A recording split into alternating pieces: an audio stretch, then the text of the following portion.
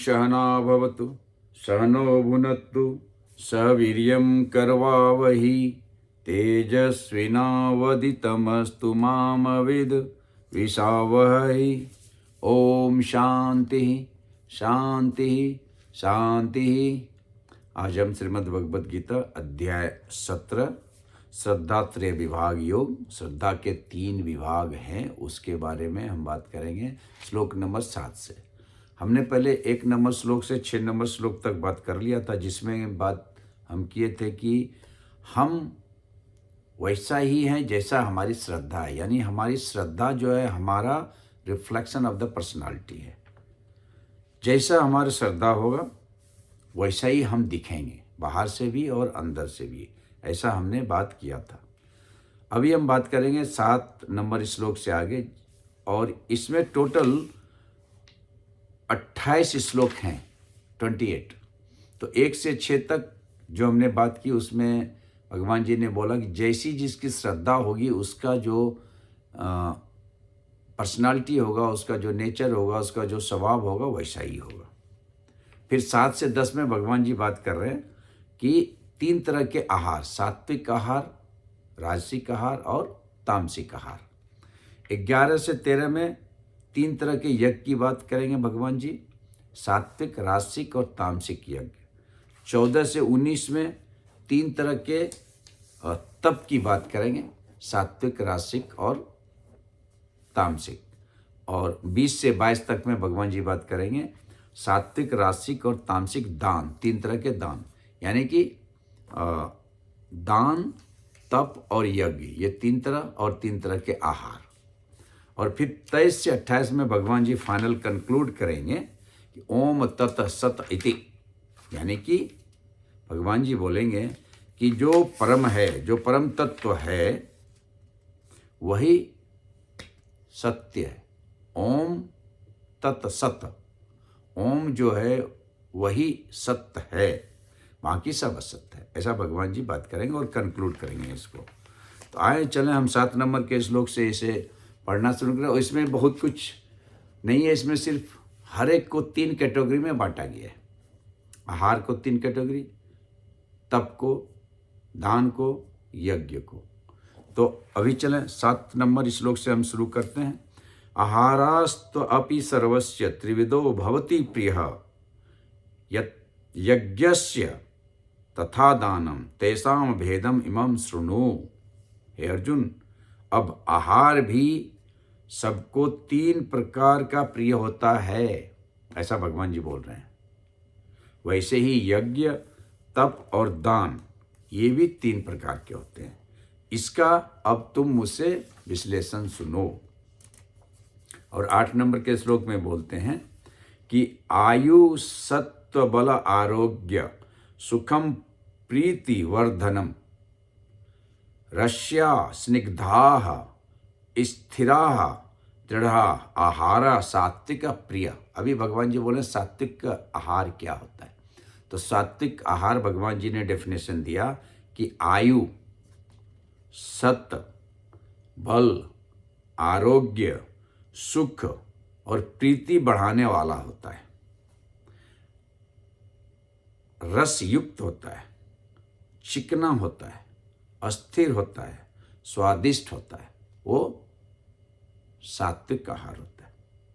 यानी कि जो आहार खाने से हमारी आयु बढ़े वो सात्विक, जो आहार खाने से आरोग्य यानी निरोगी हों वो सात्विक, जो आहार खाने से बल मिले, जो आहार खाने से सत्व में जाएं, यानी कि प्यूरिटी में जाएं, शुद्धता में जाएं, जो आहार खाने से सुख मिले, सुख मतलब इंद्रिय सुख नहीं, सुख मतलब आंतरिक सुख, जो आहार प्रीति पूर्वक खाने में अच्छा लगे, यानी कि खाना बनाने समय जो थॉट आहार में जाता है, खाने समय उसका अनुभव होता है, तो प्रीति पूर्वक, रस युक्त हो, सूखा नहीं हो, अस्थिर, अस्थिर मतलब जो ना बहुत ज़्यादा हो ना बहुत कम हो, पर्याप्त हो, स्वादिष्ट हो। अभी स्वादिष्ट मतलब क्या? मसालेदार। स्वादिष्ट मतलब वो जो शरीर के लिए, मन के लिए, बुद्धि के लिए अच्छा हो, वो स्वादिष्ट हुआ। और भगवान जी अब 9 नंबर का श्लोक में बोलते हैं, नहीं 7 नंबर का श्लोक अभी हमको किया हमने, अभी 8 नंबर हमने कर लिया। 7 नंबर और 8 नंबर हमने कर लिया। अभी 9 नंबर में भगवान जी बताते हैं कि कटवल्ल लवण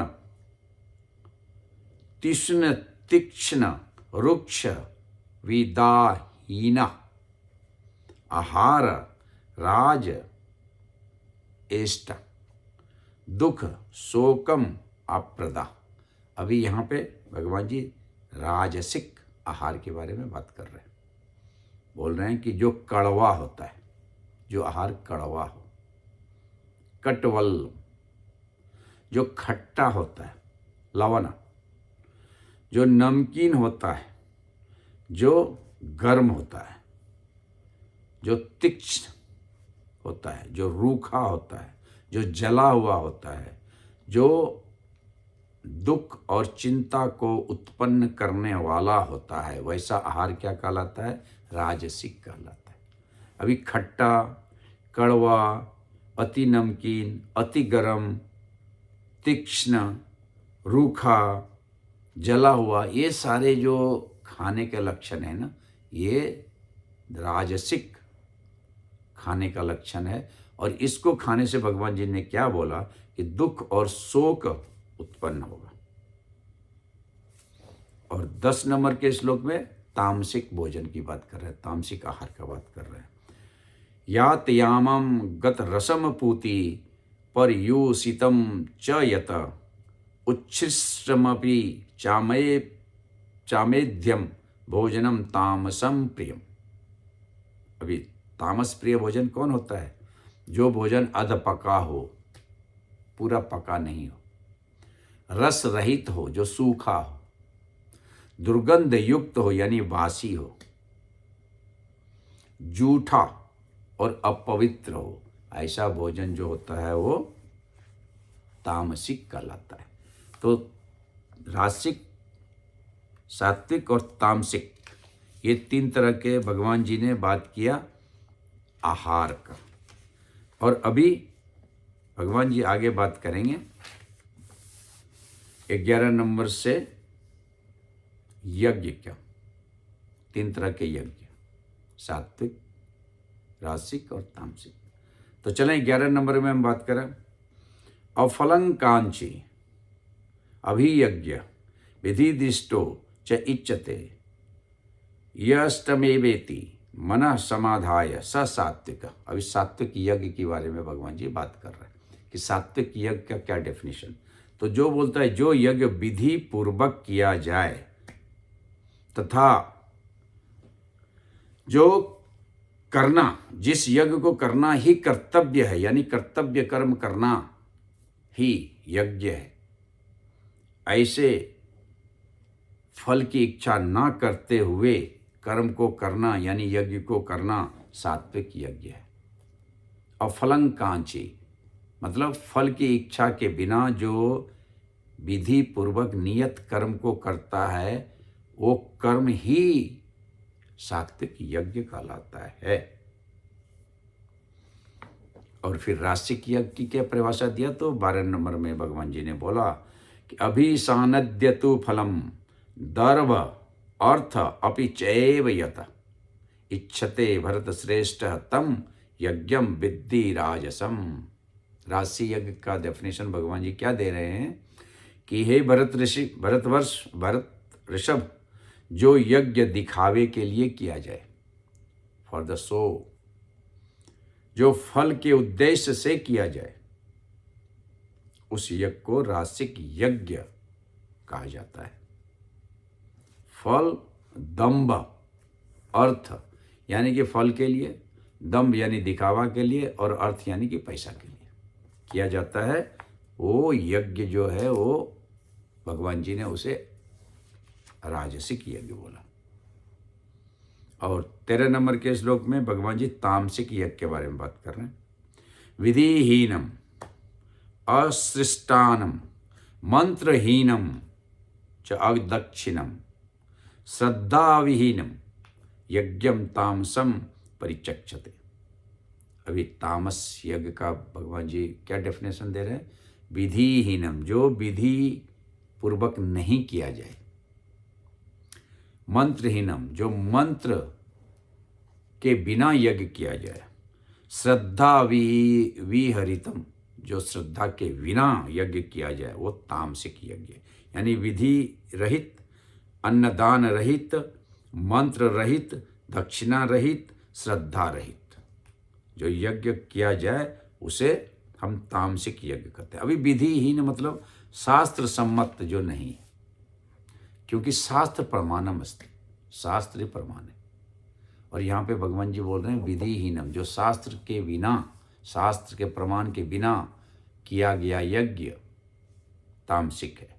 अन्नदानम रहित, जिस यज्ञ में त्याग की भावना नहीं है। त्याग मतलब औरों को देना। मंत्र रहितम, मंत्र अर्थात हायर पर्पस, जिस यज्ञ का कोई हाई पर्पस नहीं है। दक्षिणा रहितम, दक्षिणा मतलब एटीट्यूड ऑफ ग्रेटिट्यूड, शुक्राना का भाव नहीं है। और श्रद्धा रहितम, लैक ऑफ रेफरेंस, जिस पे श्रद्धा नहीं है, कर्म, जिस कर्म पे श्रद्धा नहीं है वो कर्म करना, वैसा यज्ञ जो है वो तामसिक यज्ञ कहलाता है। और अब आगे 14 नंबर के श्लोक में तप, 3 तरह के तप। अभी 3 तरह की आहार की बात की भगवान जी ने, 3 तरह के यज्ञ की बात किया भगवान जी ने, अब 3 तरह के तप की बात कर रहे हैं भगवान जी। तो अभी 3 तरह के तप जो है वो भगवान जी 14 नंबर से शुरू कर रहे हैं। क्या बोल रहे हैं? देव द्विज गुरु प्राज्ञ पूजनम शौचम आर्जवम ब्रह्मचर्य अहिंसा च शारीरम तप उच्यते। अभी देव देवता, द्विज मतलब ब्राह्मण, गुरु मतलब गुरु, और प्राज्ञ मतलब ज्ञानी जन। पूजनम का पूजा, यानी जो देवता, गुरु, प्राज्ञ यानी विद्वान और ब्राह्मण की पूजा करते। शौचम यानी पवित्रता, आर्जवम यानी सरलता, ब्रह्मचर्य, अहिंसा च और अहिंसा, ब्रह्मचर्य और अहिंसा से किया हुआ तप शरीर संबंधी तप कहा जाता है, यानी कि सात्विक तप हो गया। सात्विक तप में कौन हुआ? देवता, गुरु, ब्राह्मण, ज्ञानी का पूजा करना, शुद्धता वर्तना, सरलता वर्तना, अहिंसा वर्तना, ब्रह्मचर्य वर्तना, ये सभी जो शारीरिक तप हैं ये सात्विक तप कहलाता है।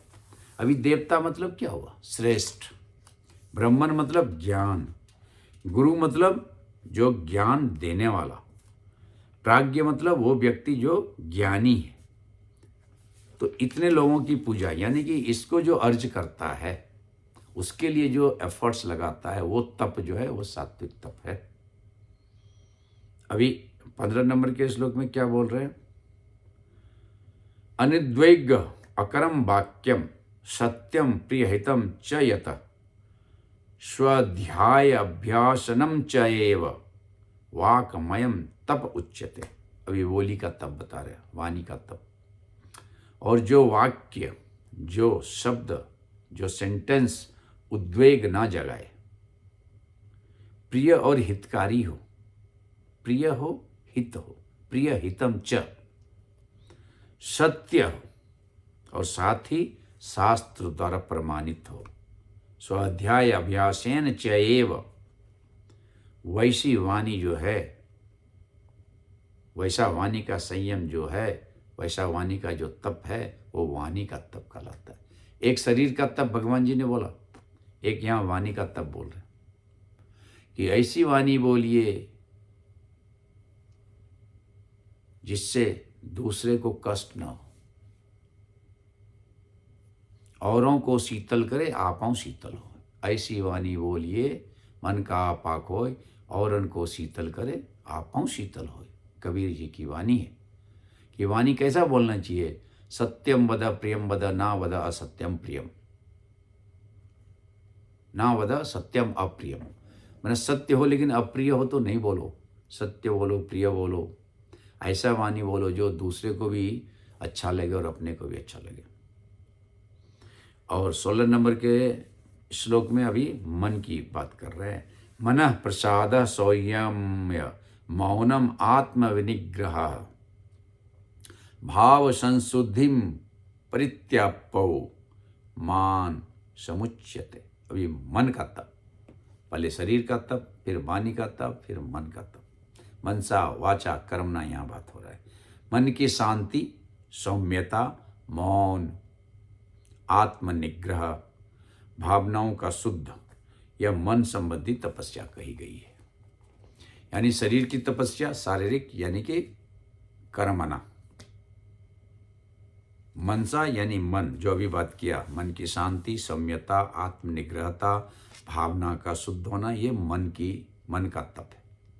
और वाणी, मनसा वाचा कर्मणा, ये 3 लेवल पे तप भगवान जी बता रहे हैं। तो वाणी का तप, शरीर का तप और मन का तप भगवान जी ने बताया। और अब 17 नंबर के श्लोक में भगवान जी बोल रहे हैं, श्रद्धा परायाः तप्तम तपः त्रिविधम नरे अफलम कांची अभियुक्त है सात्विकम परिचक्षते। हे अर्जुन, फल को नहीं चाहने वाले युक्त पुरुष परम श्रद्धा से किए हुए उन 3 प्रकार के तपों को सात्विक कहा गया। ये जो अभी हमने 3 बात किया ना, शारीरिक, मानसिक और वाणी, ये तीनों तप को जो फल रहित करता है उसे हम सात्विक तप कहते हैं। और 18 नंबर के श्लोक में रासिक तप की बात कर रहे हैं भगवान जी, जो बोल रहे हैं कि सत्कारम अनपूजार्थम तपोदम्भेन चेव यत् क्रियते तदीह प्रोक्तम राजसम चलम ध्रुवम। जो तप सत्कार, मान, पूजा के लिए, पाखंड के लिए किया जाता है वह अनिश्चित और क्षणिक होता है और उसे हम राजसिक तप बोलते हैं और उस तप का कोई फल मिलता नहीं है। और 19 नंबर का श्लोक में भगवान जी बोल रहे हैं, मूढ़ गृह्णेत आत्मनो यत् पीड़ाया क्रियते तपः परस्यो उत्सादनार्थो वा तत्ताम तामसम उदाहृतम। अब तामस तप का बात भगवान जी कर रहे हैं कि जो तप मूढ़ता पूर्वक किया जाए, आत्मा को पीड़ा और दूसरे को अनिष्ट करने के लिए किया जाए, वह तामसिक तप कहलाता है। यानी कि मूढ़ पूर्वक किया हुआ तप जो दूसरे को अनिष्ट करने के लिए किया जाए वो तामसिक तप होता है। और 20 नंबर का श्लोक में अभी भगवान जी दान के बारे में बात कर रहे हैं। अभी हमने बात कर लिया तप का, हमने बात कर लिया यज्ञ का, हमने बात कर लिया आहार का। अब हम दान के बारे में बात करेंगे कि दातम इति यत् दानम दीयते अनुकरणीयो देश काल च पात्रे च तत् दानम सात्विकम अस्मृतम। अभी सात्विक तप के बारे में भगवान जी बोल रहे हैं कि जो देना ही है, ऐसा जो दान देश काल और पात्र को निष्काम भाव से दिया जाए, यानी कि समय सही हो, जगह सही हो और वो पात्र जिसको देना है वो सही हो, ऐसा दान सात्विक दान कहलाता है। अभी सात्विक दान का मूल डेफिनेशन क्या हुआ कि जो डिप्राइव्ड पर्सन है या तो कम्युनिटी है उसे दिया जाए दान, सही समय पे दान दिया जाए और सही जगह पे दान दिया जाए, वो दान सात्विक कहलाता है। और रासिक दान का डेफिनेशन 21 नंबर का श्लोक, यत्तु प्रत्युपकारार्थ फलम उद्देश्य वा पुनः दीयते च परिक्लिष्टम तत्दानम राजसम स्मृतम। अभी कौन दान राजसिक दान कहलाएगा? जो क्लेश पूर्वक प्रत्युपकार के लिए अथवा फल की चेष्टा से दिया हुआ दान राजसिक दान कहलाएगा। यानी कि मैंने दिया वो भाव जहाँ आ गया वो राजसिक दान हो गया और उस दान का कोई फल मिलेगा नहीं आपको। और 22 नंबर भगवान जी बोल रहे हैं कि अदेश काले यत अमान पात्रे वेक्ष्य दीयते असत्कृतवान अज्ञातम तत् तामसम उदाहृतम। जो दान बिना संस्कार के तिरस्कार पूर्वक अयोग्य देश काल और कुपात्र के लिए दिया जाता है वह दान तामसिक है। यानी कि पहला दान जो हमने बात किया देश काल और पात्र को समझ के दिया हुआ दान सात्विक है, लेकिन यहाँ पे भगवान जी बोल रहे हैं जो देश काल और कुपात्र यानी अयोग्य देश, अयोग्य समय और अयोग्य व्यक्ति के लिए दिया हुआ दान जो है वो तामसिक कहलाता है। तिरस्कार पूर्वक, घृणा पूर्वक, हीन भाव से, अरे वो तो गरीब है उसको दे दो, ऐसा दिया हुआ दान तामसिक कहलाता है। तो आज हमने सात्विक, राजसिक और तामसिक के बारे में बात किया। और अभी 23, 24, 25, 26, 27 और 28 इसको हम आगे करेंगे, जिसमें ओम तत्सत इति, यानी कि ओम जो है वही सत्य है, बाकी सब असत्य है। तो ये हम आगे करेंगे। तब तक के लिए ओम ओम सहनावत ओम पूर्णमदम पूर्णात् पूर्णमुदमुच्यते पूर्णस्य पूर्णमादाय पूर्णमेवावशिष्यते। ओम शांति शांति शांति।